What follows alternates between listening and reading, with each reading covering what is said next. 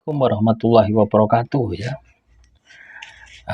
Sisi negatif ya ketika kita tahu ya pelaku sihir itu bukan kita ini cepat sembuh, teman-teman, ya. Malah justru kita ini akan lama untuk sembuh gitu loh ya.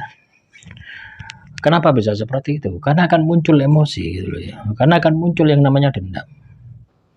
Ketika kita tahu ya siapa yang melakukan sihir kepada diri kita akan muncul yang namanya emosi, muncul yang namanya dendam. Nah, kalau sudah muncul emosi, muncul dendam, apa yang terjadi? Ya kita tambah stres ya. Kita tambah depresi gitu ya. Akhirnya ketem-ketem loh, kudu ngamuk loh, kudu marah loh. Lah, marah itu tempatnya ya, senengane panganane kodam ya. Malu halus yang sifatnya negatif itu senengane emosi. Lale anda katakanlah kena sihir, kena telu terus emosi dong. Apa ya cepat sembuh? Ya ndak cepat sembuh, ya tambah parah ya. Nah, makanya Anda harus waspada ya. Ketika Anda katakanlah emosi ya, sering emosi, sering pokoknya ndak bisa mengendalikan diri. Dan Anda tahu pelakunya. Ya, ini yang membuat kita itu sulit ya. Sulit untuk bisa sembuh. Dan itu pasti loh ya, teman-teman ya. Ketika kita ini terkena sihir, terkena teluh, kita pasti akan ditunjukkan siapa pelakunya gitu. Itu pasti guys. Nggak percaya silakan ya, silakan dibuktikan. Ketika Anda berobat ke orang pintar, oh ini ciri-cirinya ini. Berobat ke kiai, cirinya ini, hadapnya ke sini. Terus Anda wirid dikir, ketemu dengan bayangan orang tadi. Apa yang tidak dendam, apa yang tidak benci. Ya, sehingga kalau Anda ingin sembuh dari sihir tadi, maka Anda harus bisa melepaskan dendam dan kebencian Anda. Apa yang tidak angel, ya angel. Ibarat Anda patah hati, harus bisa melepaskan, harus move on dulu, baru Anda sembuh. Nah, inilah yang membuat kita itu sulit ya, membuat kita itu sulit untuk bisa sembuh dari sihir teluh santet. Manakala kita itu tahu pelakunya, tahu pelaku sihir, tahu pelaku santet itu. Nah, terus apa yang harus kita lakukan ketika kita mengalami seperti itu? Ya sudah, Anda terkena sihir, terkena teluh, terkena santet, sudah, tidak usah mikir pelakunya. Berpikirlah bagaimana supaya Anda ini bisa mengakses energi positif. Bagaimana supaya Anda ini energi positif Anda ini semakin hari semakin meningkat.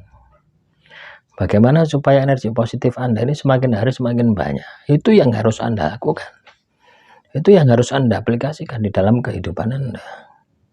Ketika Anda bisa melakukan itu, ketika Anda bisa mengaplikasikan itu, maka sihir teluh santet itu akan melemah dengan sendirinya. Jadi rumusnya ya, membersihkan sihir itu sebenarnya sederhana, tapi prakteknya sing berat. Anda terkena sihir 99%. Ya, energi Anda negatif. Anda ibadah tirakat, berarti memasukkan energi positif ke dalam diri Anda. Tapi Anda tidak sembuh-sembuh, itu menunjukkan sihirnya lebih besar daripada energi yang Anda masukkan. Makanya butuh istiqomah, butuh konsisten. Tidak cukup Anda datang ke ruqyah, ke kiai untuk dihilangkan sekaligus, tidak cukup. Dan tidak mungkin bisa. Kecuali wali Tuhan ya. Yo angel Anda mau cari wali Tuhan. Loh ya, sulit. Ya. Tapi berpikirlah positif bahwasanya ketika Anda terkena teluh, ketika Anda terkena santet, sebenarnya Tuhan itu kasih petunjuk pada diri Anda. Bahwasanya energi Anda sedang negatif. Bahwasanya waktunya Anda memperbaiki diri. Nah, ketika Anda bisa berpikir positif seperti itu, bertindak seperti itu, maka sihir teluh santet itu akan hilang. Ya, Anda akan sembuh. Sihir teluh santet akan hilang. Anda akan sembuh dari sakit itu, dari sihir itu. Nah, makanya ya kembali lagi ya, ketika kita tahu pelaku santetnya, itu justru akan menjadi penghalang kita, ya, penghambat kita untuk bisa sembuh dengan cepat. Ya, alih-alih sembuh dengan cepat, ya, malah masalah kita akan semakin rumit gitu ya. Malah masalah kita akan semakin panjang, ya, dan bahkan tidak bisa diselesaikan.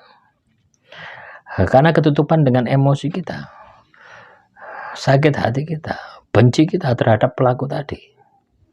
Sehingga ketika Anda benci, sakit hati, ya, maka ketika Anda ibadah, ketika Anda tirakat, tidak muncul yang namanya kualitas.